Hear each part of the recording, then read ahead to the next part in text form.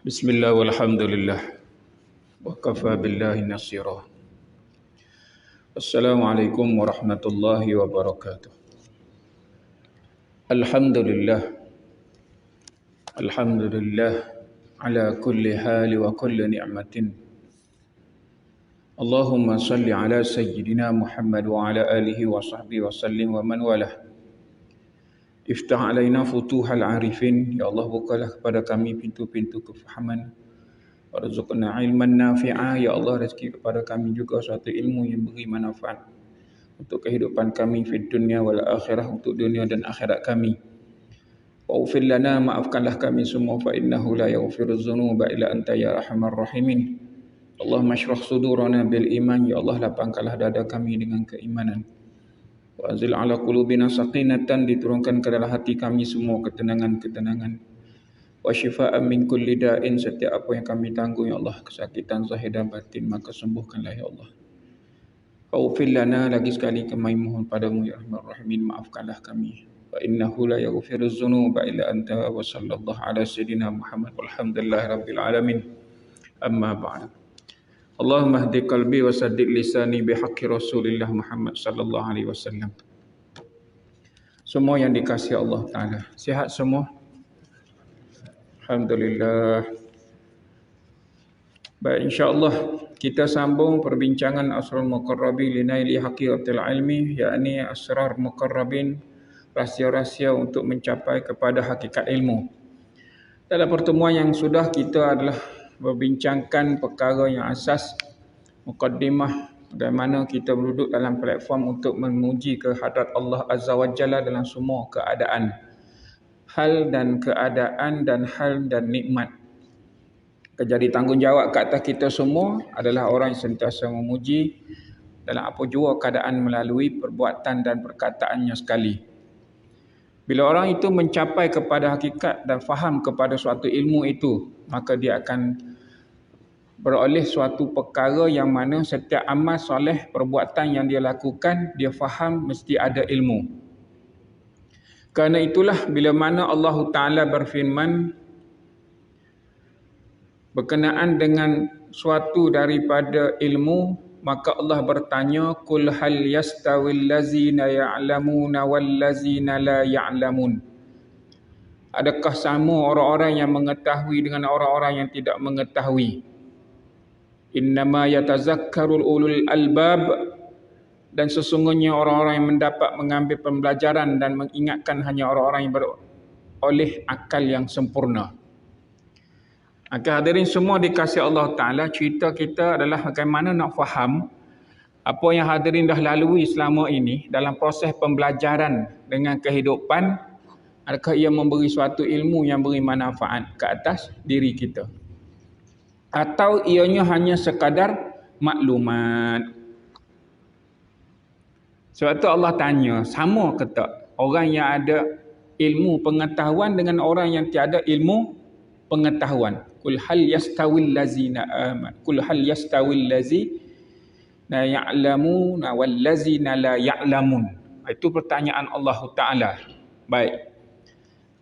Hadirin semua yang dikasihi Allah Ta'ala, maka kita akan bincangkan dalam kitab ini. InsyaAllah saya pun janji akan dapat juga bulan minggu ni. Tahun depan lah kot dapat. Tak? Dan ni bulan 12 dah. Ni kitabnya. Tunggu cetakkan, tak dapat lagi. Nanti kita insyaAllah lah dapat. Mungkin Allah rezekikan kepada kita semua. Nanti ni dapatlah sama-sama kita belajar, tengok, belik apa semua kan. Hak yang dah ada, adalah. Kan? Yang tak ada tu, baik. Kita bincang. Maka di sini hadirin semua dikasihi Allah Ta'ala, asas yang perlu hadirin maklum, mesti ada ilmu pengetahuan yang paling utama untuk apa? Kena tanya itu untuk diri sendiri. Hadirin kena ada ilmu untuk apa semua? Dalam semua hal urusan ibadah. Maka hadirin kena faham ilmu-ilmu hak mesti ada dalam diri hadirin, bukan hanya tahu tapi faham adalah untuk menyelamatkan diri saya dan juga hadirin sekalian daripada kemurkaan Allah Azza wa Jalla. Ini asas. Hadirin kena tahu asas ini. Sungguh-sungguh. buat amal soleh apa sekalipun, selamat daripada kemurkaan Allah Azza wa Jalla. Kenapa? Kerana berapa ramai mereka. Ni cerita tentang solat hadirin. Perkara yang paling asas. Menunjukkan hadirin adalah orang yang memegang title Islam. Mesti buktikan iman laisa bitamani. Iman itu bukan hanya dengan bercita-cita atau berangan-angan berkata beriman tapi tak ada pelaksanaan. Islam adalah ilmu agama yang mesti ada praktikal, mesti ada pembuktian. Maka berapa ramai orang yang mereka berasa biasa kot dengan wuduk. Saya banyak kali sentuh perkara ini. Sebab ini asas hadirin. Berapa ramai yang mungkin dah biasa berwuduk. Jadi dia berwuduk itu dengan cara yang cukup biasa. Jadi buat biasa. Tak cakna. Ambil mudah. Yalah level profesional kot. Wuduk kan dah lama berwuduk ni, pejam mata pun boleh berwuduk. Betul tak ni? Jadi dia buat tak ambil endah tak endah, buat cakna tak cakna sangat. Menyebabkan ada beberapa perkara yang tidak sempurna. Dan malah tidak sah. Tu bab wuduk, solat. Berapa ramai sampai solat hak lelaki sampai nampak lurah punggung belakang dia tu. Ada kan? Kadin tak pernah nampak. Kok saya seorang pernah nampak. Hak jenis solat lelaki. Nampak kalau dia duduk tahiyat akhir tu, seluar tu level dah nampak dah. Memang dah confirm batal. Tapi tak faham. Dia solat situ. Ni. Ada ilmu kah begitu? Tak ada ilmu. Maka dia beribadat kepada Allah Azza wa Jalla tapi mengundang kemurkaan Allah. Kenapa? Berbuat sesuatu atas perbuatan dia itu tidak menepati kehendak Allah. Hadirin, Allahumma salli ala Muhammad. Jangan duk kira lagi dengan orang pesenda dengan solat. Baik, kerana itu kita tengok mukaddimah. Islam merupakan sistem kehidupan yang berasaskan ilmu. Dengan sebab itulah Islam mewajibkan umatnya supaya mempelajari ilmu. Maka apabila bercakap soal ilmu, di sana terdapat beberapa perkara yang mesti difahami dengan baik. Iaitu pertama, hakikat kepada ilmu. Ini topik yang akan kita bincangkan. Yang kedua, hakikat yang mana orang itu di kelompok manusia yang ramai Allah rezekikan kepadanya ilmu dan terkumpul mereka, maka dipanggilnya ulama. Hakikat kepada ulama. Yang kedua. Yang ketiga, kita akan bincang bab pengajian secara bersanad dan tarbiyah murabbi mursyid. Bagaimana seseorang individu itu bila mana dia ditarbiyah oleh gurunya berkaitan dengan kerohanian. Murabbi mursyid, dia mentarbiyah murid ke arah menguatkan, mengukuhkan tentang kerohanian. Jiwa dia kena kuat. Dia bukan soal fizikal. Dia adalah tentang rohani kita itu mesti kuat. Bagaimana murabbi mursyid mentarbiyah. Kemudian yang keempat, jalan atau rahsia untuk mendapatkan ilmu. Yang kelima, hakikat adab dan apa yang berkaitan dengan adab. Dan yang keenam, insya-Allah berkenaan dengan ijazah dan sanad ilmu. Di sini hadirin semua dikasihi Allah Taala, insya-Allah risalah ini akan membentangkan secara umum pengertian ilmu dan hakikatnya, jalan atau cara untuk mendapatkan hakikat ilmu, siapakah ulama dan kedudukannya dalam Islam, serta peraturan dan adab-adab menuntut ilmu mengikut Al-Quran dan Sunnah. Semoga ianya menjadi tatapan dan renungan seterusnya, menjadi amalan kepada penuntut-penuntut yang mencintai ilmu kerana Allah Azza wa Jalla. Ianya adalah bertujuan untuk mencapai keutamaan menuntut ilmu seperti mana yang dinyatakan oleh para ulama pewaris para nabi sallallahu alaihi wa ala alihi wa sahbihi wasallam. Maka keutamaan tersebut adalah memperolehi hakikat ilmu yang bermanfaat dan rahsia ilmu yang lebih luas. Ini keutamaan yang kita nak belajar dalam Asrul Muqarrabin ini. Menjadi seorang murid yang benar dan beradab. Mendapat keberkatan daripada guru dan keberkatan dalam kehidupannya. memudahkan untuk beramal dengan ilmu yang dipelajari dan dapat merasakan keberkesanan ilmu pada jiwa, mendapat kurniaan tambahan ilmu daripada Allah Azza wa Jalla dan mengekalkan ilmu itu di hati, mendekatkan diri ke hadrat Allah Azza wa Jalla, mendapat rahmat dan redha Allah Azza wa Jalla, memperolehi ma'rifatullah selepas mencapai hakikat ilmu. Maka semoga Allah Azza wa Jalla yang maha pemurah lagi maha berilmu memberi taufik dan hidayahnya kepada kita semua untuk mendapatkan semua keutamaan ilmu dan rahsia ilmu sebagaimana yang dinyatakan. Ini kerana tanpa keutamaan tersebut maka tidak ada nilai pada ilmu yang kita pelajari walau sebanyak mana sekalipun.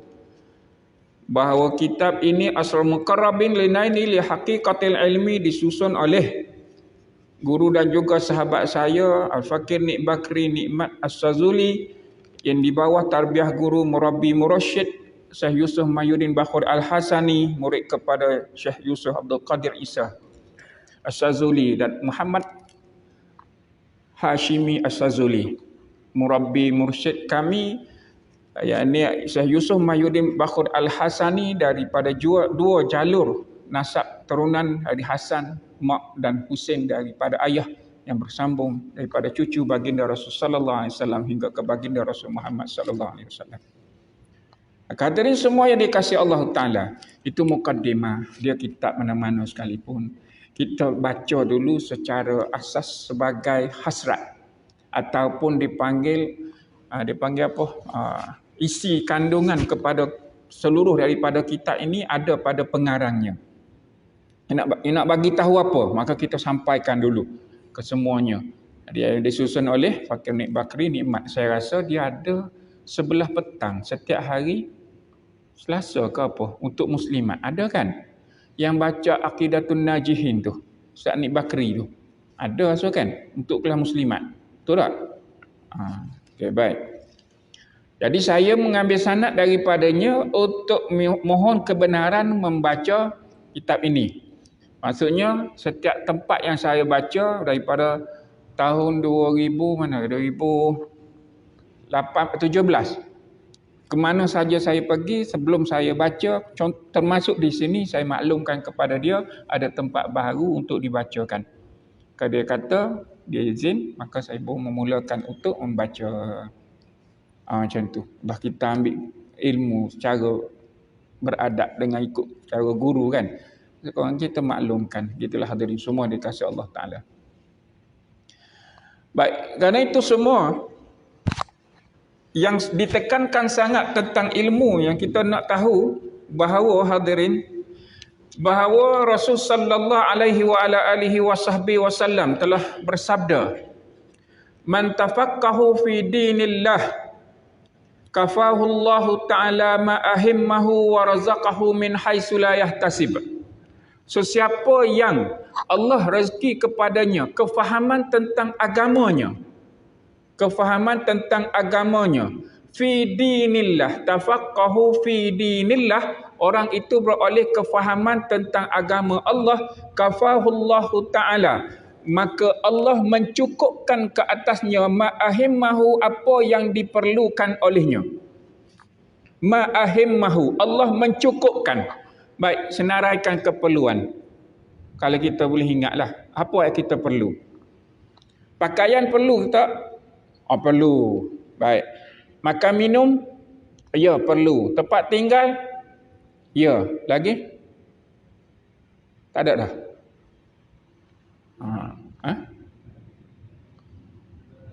Kenderaan, okey, kenderaan. Okey, lagi?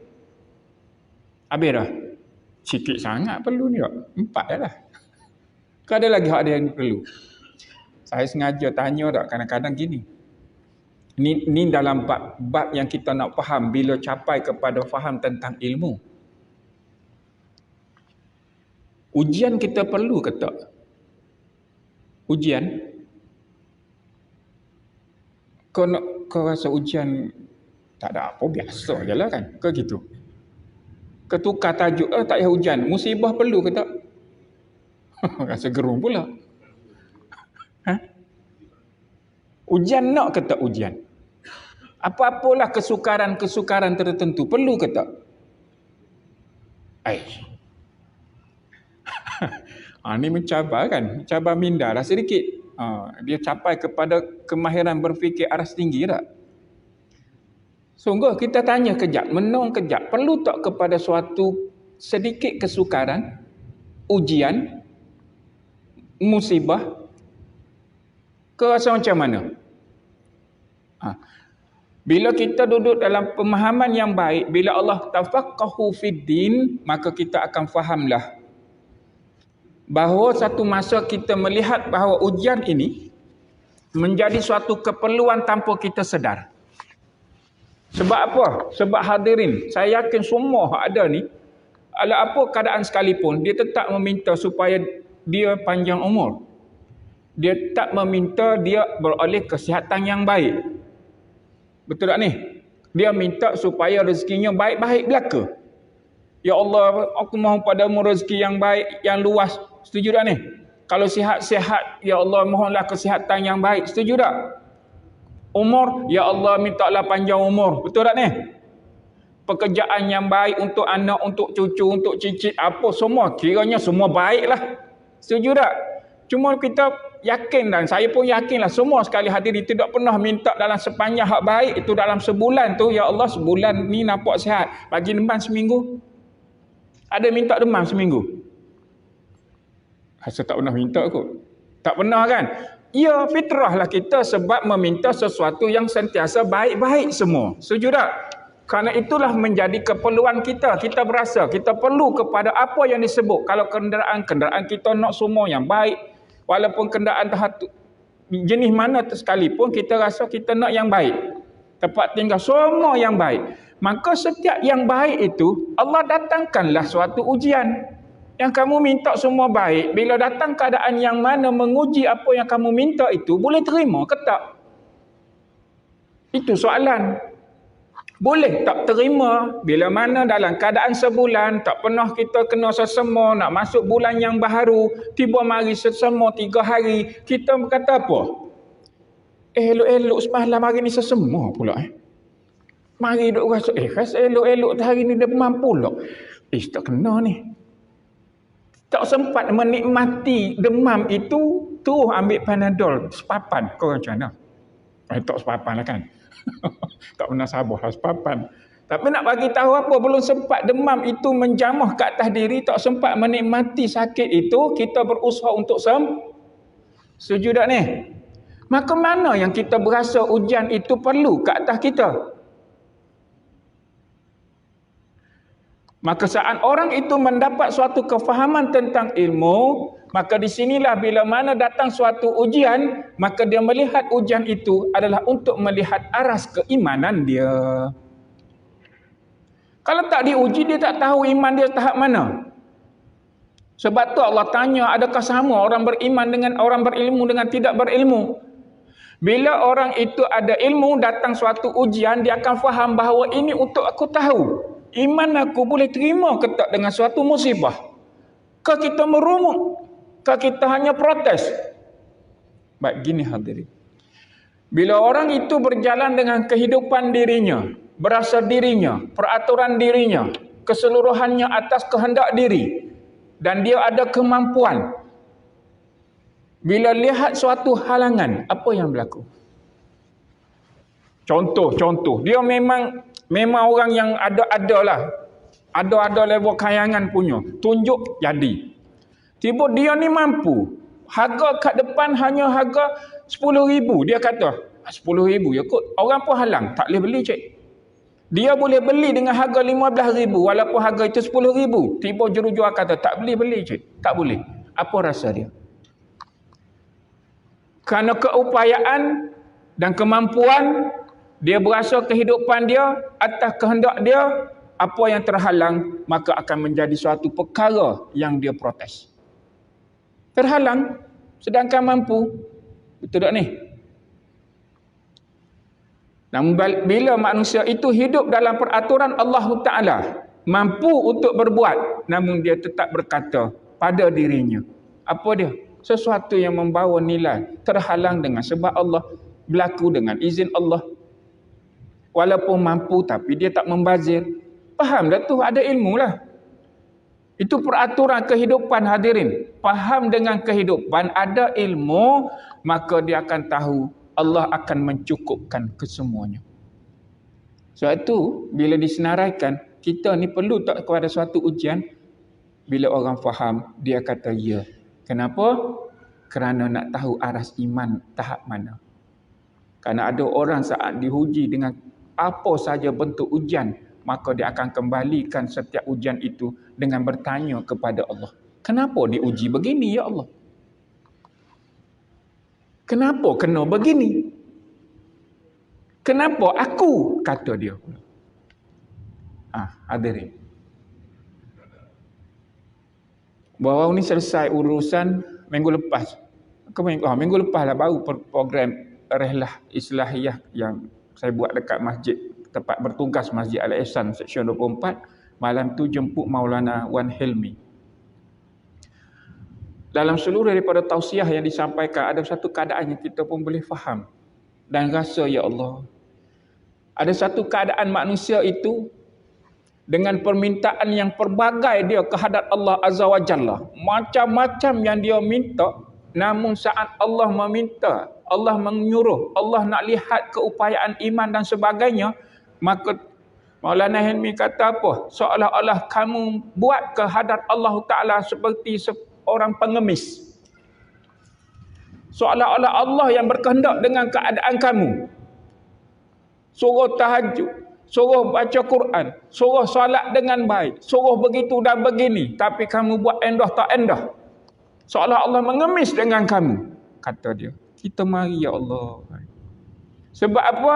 Sebab permintaan kita kehadrat Allah Azza wa Jalla, semua yang indah dan baik, saat Allah menguji hanya sedikit nak lihat bagaimana kamu dengan dia, kita merungut dan berkata pelbagai.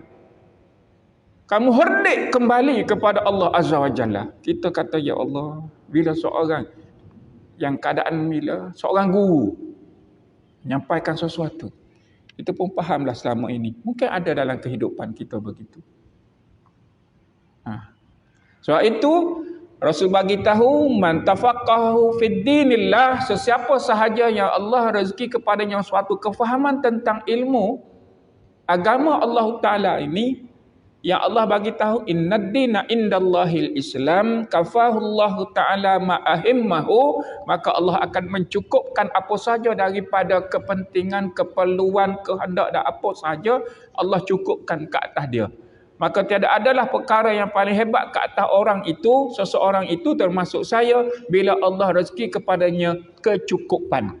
Ini suatu ilmu yang ada pada manusia seseorang itu, dapat ilmu kecukupan, dia beroleh ketenangan.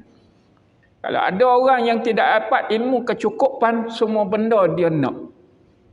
Bukan setakat hak dia dah dapat, orang lain dapat pun dia tak puas hati. Orang lain dapat, tak ada kena-mengena pun dengan dia. Oh, dia tak boleh. Ini saya rasa tak cukup. Ini menyebabkan susah dengan kehidupan. Wa razaqahu min haitsu la yahtasib, dan Allah merezekikan kepadanya suatu perkara min haitsu la yahtasib, suatu daripada jalan-jalan yang hadirin tidak sangkakan. Bukan hanya dari sudut rezeki yang hadirin lihat dari sudut harta benda, malah rezeki yang ada dari sudut ilmu dan kefahaman. Karena itu, bila hadirin hanya tahu, maka bagaimana orang-orang yang ada di sekitar kita, dia tahu bagai dia seorang je yang tahu. Banyak benda yang tahu. Tahu. Ini cakap, tahu. Semua benda lah tahu. Sampai guru kata apa? Lebih baik kamu tahu sedikit asal fahamnya selaut, daripada tahunya membukit, daripada fahamnya fahamnya sedikit. Asalnya tahunya sedikit, fahamnya selaut. Daripada tahu menggunung, fahamnya ke laut. Tak? Allahumma salli ala Sayyidina Muhammad. Hadirin semua yang dikasihi Allah Ta'ala, maka berusahalah ke atas diri agar kita selamat daripada kemurkaan Allah Azza wa Jalla. Dengan sebab apa? Dengan sebab kejahilan kita sendiri. Maka yang demikian hadirin semua dikasihi Allah Ta'ala, Saya juga menerangkan bahawa sepanjang pengalaman membawa perkongsian melalui kitab ini, sampai satu masa hadirin saya akan bertanya, boleh tak nak teruskan? Sampai satu masa insya-Allah saya akan tanya balik, boleh tak nak teruskan? Kenapa? Kerana selepas baca, lepas tu Ustaz minta maaf, kami buat susunan semula jadual pembelajaran pengajian. Kena reject dah tu. Itu kena reject dah tu. Ahli kita ni banyak ada pengalaman. Tak apa. Satu masa kita jumpa. Maka konsep asas ilmu dan ulama. Kita bincanglah sedikit. Tahun depan insya-Allah kita bekalkan. Doa-doa. Islam ialah sebuah agama yang berperanan dalam segenap kehidupan manusia. Allah Azza wa Jalla mengurniakan agama Islam melalui kekasih dan utusannya Nabi Muhammad sallallahu alaihi wasallam. Lalu dengan agama tersebut manusia dapat mengambil pedoman, petunjuk dan manfaat daripadanya. Karena Islam ialah ilmu, amal dan keadaan hati, ahwal. Dan Islam ialah agama kepercayaan dan tindakan. Baik. Maka pada Islam ini yang dinamakan Islam adalah sebuah agama, dia mesti pembuktian. Boleh tak ni? Dia mesti menunjukkan bukti yang Rasul bagi tahu laisa bitamani, bukan dengan berangan-angan. Walakin ma waqara fi qalbi, apa saja yang kamu datang daripada rasa di hati itu, wa takriru bil lisan, kamu lafazkan pada lafaz yang didengari oleh telinga kamu, oleh orang lain, atau sediku bil a'mal, kamu buktikan pula dengan melalui amalan-amalan itu. Maka kita adalah orang yang ada kalimah la ilaha illallah pada diri kita, ada kalimah itu. Maka kalimah itu tidak ada hanya pada hati, melainkan mesti dilafazkan. Tolong buktikan bahawa kamu mengangkat kalimah itu. Maka lalulah perbuatan kita melalui solat. Betul tak ni? Yang tu ditekankan sangat. Janganlah solat kamu pula dikembalikan kepada kamu seperti kain buruk yang dilemparkan. Pegang kain, pam, balik. Sebab apa? Sebab solat itu sendiri membawa musibah ke atas dirinya.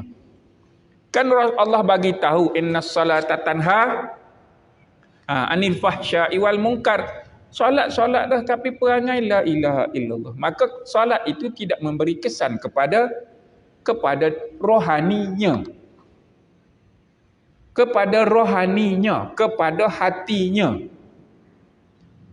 Sebab solat ni adalah, hadirin kena maklum, interaksi kita kehadrat Allah Azza wa Jalla pada rukun qalbi itu sendiri.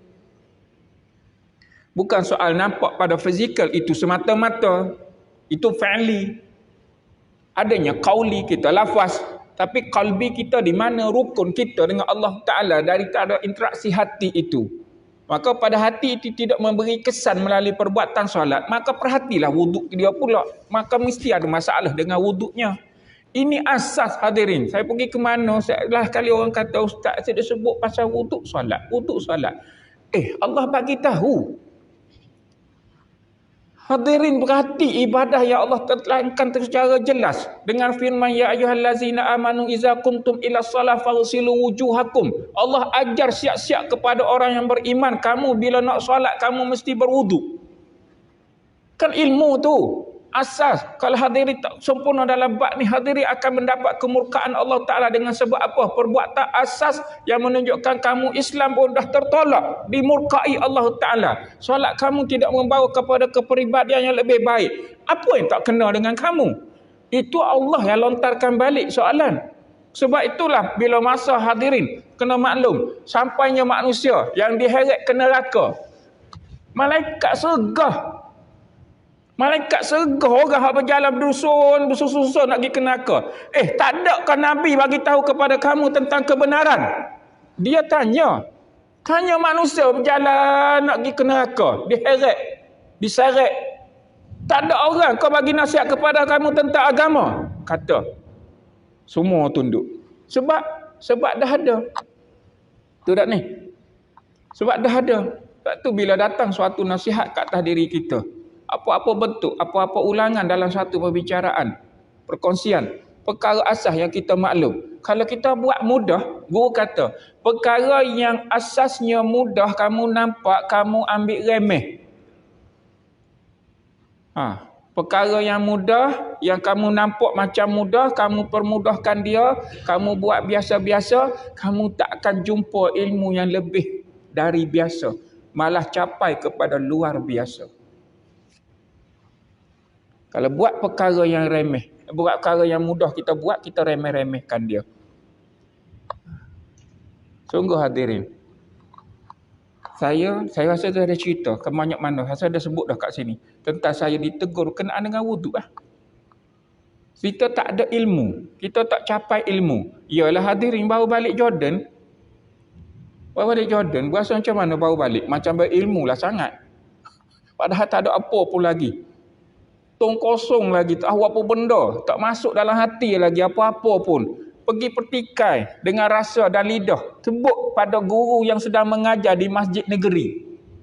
Saya lafaz pada lidah dan berasa pada hati. Tak ada ilmu lain kau nak ajar. Ngaji fardu ain tentang wuduk daripada sekolah menengah lagi. Saya sebut. Pada waktu itu. Maka apa yang berlaku? Diuji Allah Ta'ala. Was-was tahap dewa punya. Was-was tahap dewa berkenaan dengan wuduk. Tak lepas hadirin. Menung kita, apa masalah ni? Apa yang aku buat ni? Menung duduk, ya Allah, apalah yang berlaku? Basuh tangan, tak komo, basuh muka. Ada aja benda yang tak kena. Bila duduk menung istighfar, baru faham. Oh, mari pada perasaan. Kamu tegur siapa masa kat masjid negeri tu? Kena hadirin. Di situlah mahu pula belajar. Dan hari ini Allah rezekikan satu keupayaan dapat beristiqamah, duduk dalam satu daripada sunnah Rasulullah sallallahu alaihi wasallam, kekal berwuduk sepanjang masa selagi boleh. Sekurangnya dapat latih diri. Apa yang dapat? Dapatlah suatu perkara yang hadirin akan faham nikmat dalam keadaan sentiasa berwuduk itu.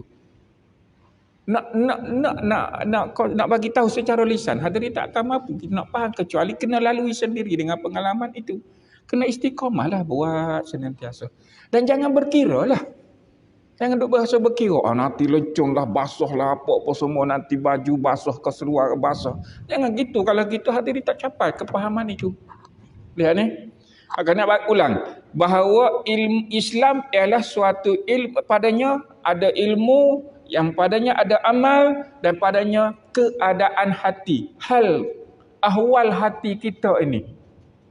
Sebab itu diasah kepada ilmu. Kalau ada pada diri kita yang kita melihat dan mendengar, kita protes, maka ilmu tak capai lah. Ilmu tak capai.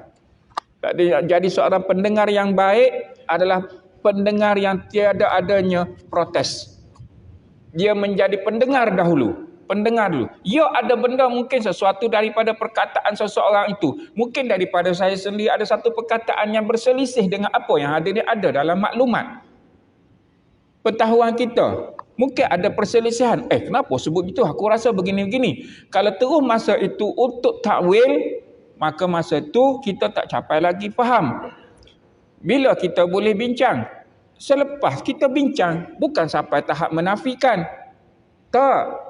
Kita mendengar dahulu, pendengar yang baik, kemudian ada benda yang patut kita bincang, jom kita bincang cara yang baik. Itu ada asas kepada faham tentang ilmu. Tapi kita mendengar, kita protes, kita keluar, kita pun bantai. Tapi perkara itu habis dengan diri kita. Menyebabkan sampai bila-bila kita tidak akan faham dengan asas kepada ilmu. Allah tak masukkanlah ilmu kita yang lain. Kenapa? Kerana dalam hati kita ada sesuatu yang mana kita nak protes saja. Itu yang kata sampai tahap kamu herdik kepada Allah, kata guru. Herdik balik kepada Allah. Sebab tu bila sampai tahap kita akan protes dengan setiap ujian. Boleh? Dan sampai masa kita akan melihat manusia ni, semua benda manusia kita dengan manusia, semua kita rasa manusia itu menyusahkan. Dan sampai tahap manusia bukan hanya manusia dia rasa menyusahkan, malah kucing melintas depan mata pun dia marah. Dengan binatang pun dia berasa masalah. Susah habis semua benda. Sampai disebut, aku tak boleh duduk lah macam ni. Semua benda orang nampak aku menyusahkan. Padahal dia yang susahkan diri sendiri. Dia yang susahkan diri sendiri. Tapi melihat kepada orang yang banyak menyusahkan dia, dia salah. Tidak ni? Baik, kerana itu agama Islam adalah agama yang perlu kepada pembuktian, dan setiap pembuktian itu mesti ada pemahaman berserta dengan ilmu. Oleh kerana itu, ilmu merupakan satu asas yang penting bagi amal. Maka Islam sangat mementingkan penguasaan ilmu, meninggikan kedudukannya dan meninggikan kedudukan ahli ilmu, yakni para alim ulama. Ini kerana tanpa ilmu, manusia tidak memahami hakikat diri dan bagaimana menjalani kehidupan sebagaimana yang diredai oleh Allah Rabbul Alamin. Itu disebut tadi. Tak ada ilmu, dia tak faham, dia akan melalui apa? Melalui kehidupan dia berasa amat sukar dengan kehidupan ini. Dan menyebabkan dia mengambil jalan singkat, dia pun mematikan diri dengan cara yang salah. Sebab tak ada kefahaman tentang ilmu. Bila orang itu Allah rezekikan kefahaman, maka saat itu dia melihat apa dia? Sehingga engkau melihat seluruh daripada ujian itu adalah nikmat. Seluruh daripada setiap ujian itu adalah nikmat. Saat itu hadirin akan melihat bagaimana Allah menyatakan kasih dan sayangnya kepada kita. Sebab apa? Antara lain perlu faham dengan konsep ilmu ini, kerana hadirin diuji dengan kesenangan. Hadirin diuji dengan kesenangan. Kalau kita hari ini, anak-anak cucu kita dan hatta kat atas diri kita sendiri diuji dengan kemudahan. Mudah. Tunjuk itu ya, tunjuk ini ya. Betul tak ni? Tak bagi merajuk. Kita pula nak kena pujuk. Dia tu anak ihsan kita, bagi duit belanja apa semua. Tiba kita dia herdik. Apa ni? Ni melintas. Nak masuk waktu dah. Kau berapa minit? 4 minit? Boleh mukadimah nak turun lah ni. Allahumma salli ala sayyidina. Ni kata cerita sampai manusia ni tak cerdik bagi status seorang anak. Adakah patut herdik seorang mak disebut kataan pada mak? Bodohlah mak ni.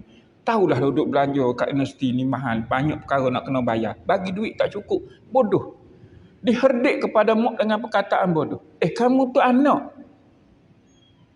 Ihsan ayah, ihsan mak meraihkan dengan sebuah perbelanjaan.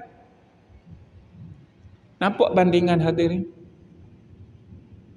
Tu yang guru tanya, yang kamu pergi herdik Allah tu kenapa? Tak sedarkah selama ini apa yang kamu dapat setiap daripada yang kamu seduk, kamu berkelip dan semua itu hak Allah Ta'ala. Yang kamu herdik tu kenapa? Jadi tanya balik, kamu ni anak ni, yang kamu pergi herdik ayah kamu tu kenapa? Pergi herdik mak tu kenapa? Begitulah hadirin. Allahumma salli ala sayyidina. Maka setiap orang yang ada dalam rezekinya, iaitu sebuah kefahaman tentang agama, dirinya, ya Allah rezekikan padanya suatu ilmu. Saat Allah bergabung antara tahu dan faham itu, maka sesungguhnya dia dengan Allah Ta'ala tanpa hijab lagi. Bila bergabung antara tahu dan faham, maka kita hari ini dengan hakikat ilmu yang kita nak berkongsi adalah semata-mata untuk beroleh kefahaman apa yang Allah boleh rezeki kat atas diri kita, kerana usaha kita untuk mencapai kepada tafaqahu fi dinillah, memahami tentang ilmu daripada Allah Ta'ala. Ya Allah dah rezekikan kepada hadirin semua dengan ilmu yang ada sekarang. Mudah-mudahan Allah rezekikan lagi kefahaman. Yang demikian hadirin akan menikmati bagaimana saat beribadah kepada Allah dengan penuh kenikmatan dan mengerasai kemanisan iman itu sendiri. Ya? Masuk isyak dah kan? Barakallahu fikum jami'ah. Kena berhenti lah. Saya memang gitu, isyak memang saya berhenti. InsyaAllah kita jumpa tahun depan. Boleh tak sebut gitu kan? Kan tahun depan. Dan saya minta juga pihak pengusaha pun ingatkan juga untuk saya bawa kita ini. Dah hadirin semua lepas ni kita duduk dan melihat dan bawa catatan. Ya. Dan membawa kefahaman yang lebih baik dengan izin Allah Ta'ala. Allahumma rizqna fahma wal ilma. Ya Allah, rezekilah kepada kami suatu rezeki yang dinamakan ilmu dan kefahaman. Waftah alaina futuhal arifin, dibuka kepada kami pintu-pintu kefahaman. Wa ilman nafi'ah, ilmu yang beri manfaat untuk kehidupan dunia dan akhirat kami. Wa amalan salihan mutaqabbala, dan seluruh daripada amal soleh yang kami laksanakan kerana adanya suatu ilmu yang kau rezekikan, maka engkau terimalah setiap daripada amal soleh itu. Wa ruzuqna sihhata wassalamah, dan setiap daripada rezeki yang kau rezekikan kepada kami, kesihatan dan keselamatan ini adalah asas daripada kami faham tentang bagaimana engkau merezekikan suatu ilmu yang membawa manfaat untuk kehidupan dan dunia kami, ya Rahman Rahimin. Faghfir lana, maafkanlah kami, fa innahu la yaghfiru dzunuba illa anta ya Rahman Rahimin. Rabbana atina fid dunya hasanah wa fil akhirati hasanah wa qina azabannar. Wa sallallahu ala sayyidina Muhammad wa ala alihi wa sahbihi wa baraka wa sallam. Walhamdulillahi rabbil alamin. Assalamualaikum warahmatullahi wabarakatuh.